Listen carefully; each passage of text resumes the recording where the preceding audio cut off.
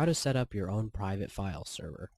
The tools you will need are an older computer with Windows 2000 or XP installed on it, a 10/100 megabits per second gigabit router, any brand will do, Ethernet cables, wireless adapters if you want to access your server wirelessly, the FileZilla FTP software, the FileZilla FTP client software optionally, and good computer navigational skills. The computer we will be using today is a Dell Optiplex GX240 with a 1.8 GHz Pentium 4 processor, 256 megabytes of RAM, and a 40 gigabyte hard drive with Windows XP Professional Service Pack 2 installed on it. Usually you do not want to use a computer with a processing speed lower than 600 MHz as a file server. It will be fairly slow and harder to deal with when a problem occurs. The computer you will be using as a server can still be used normally, but will have a program running in the background. If the server has multiple connections at the same time, you may notice a decrease in speed. Since this tutorial is about small private file servers, you probably will not encounter very many connections at the same time. First, download the FileZilla FTP server software for Windows in the page listed below. If you are not able to directly download the FileZilla software onto the computer you will be using as a server, you can download it on a different computer and transfer it via flash drive. When installing the FileZilla software, follow the on-screen instructions. For this installation, we will be choosing the option that says Install as Service started manually and use the default port 14147. In the next step, we will be using the option Start Manually, and that will install the FileZilla server software. Once you install the FileZilla FTP software, a window will show up like this. If you would like to assign an administrator password, type it in and click OK. For this tutorial, we will not be using a password. When this window comes up, we will go to Edit Users. In this, we will assign users that will be allowed to log on to the file server. Click Add to add a server and type in the name that you would like. Click OK once you are done creating the user. If you would like to assign a password, then go ahead and click this and type in your password. We will not be using a password. Click on Shared Folders and click Add to add the folder you would like to share over the network.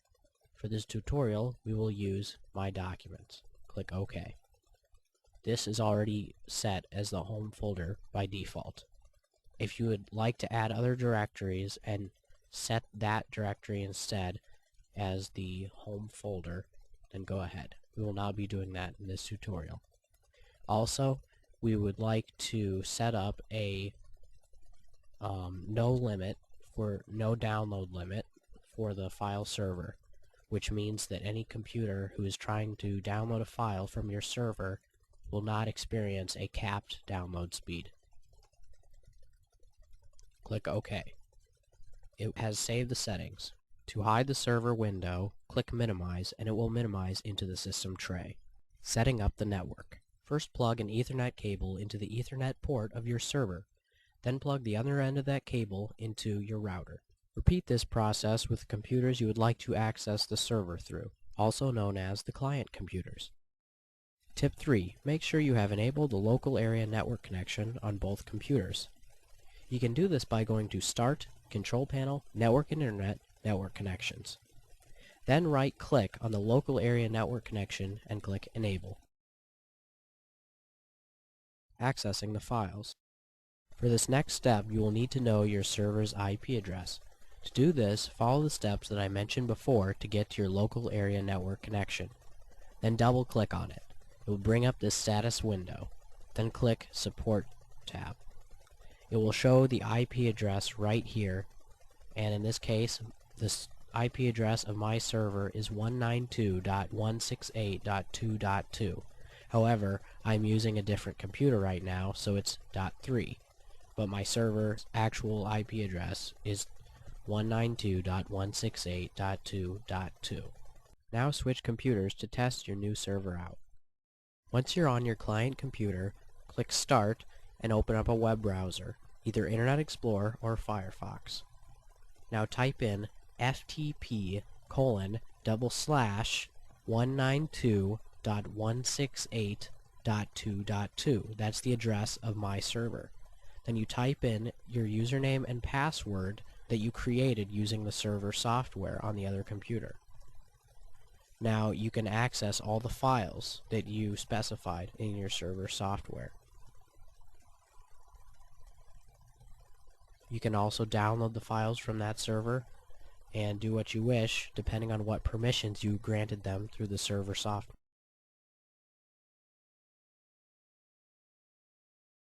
Note: any computer that is on the same network as the server will be able to access the files on it. If you would like to connect to the server wirelessly, set up your network the exact same way, except you will need wireless router and wireless adapters for each of the computers on the network. If you would like to remotely access your file server through an internet connection, here are some things to consider. You don't want anyone stealing your files, so you should password protect every single username you create. Additionally, you should invest in a high-quality firewall and antivirus software, as well as contact your ISP to see whether or not they allow a server being run over their connection. Errors that may occur.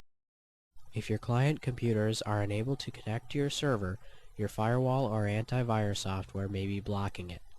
Try defining the FTP connections as a safe zone. For further support, contact your antivirus software support. If you suspect your router may be blocking the FTP connection, contact your router manufacturer for further details. If the FileZilla server is acting up, contact the FileZilla support for further details.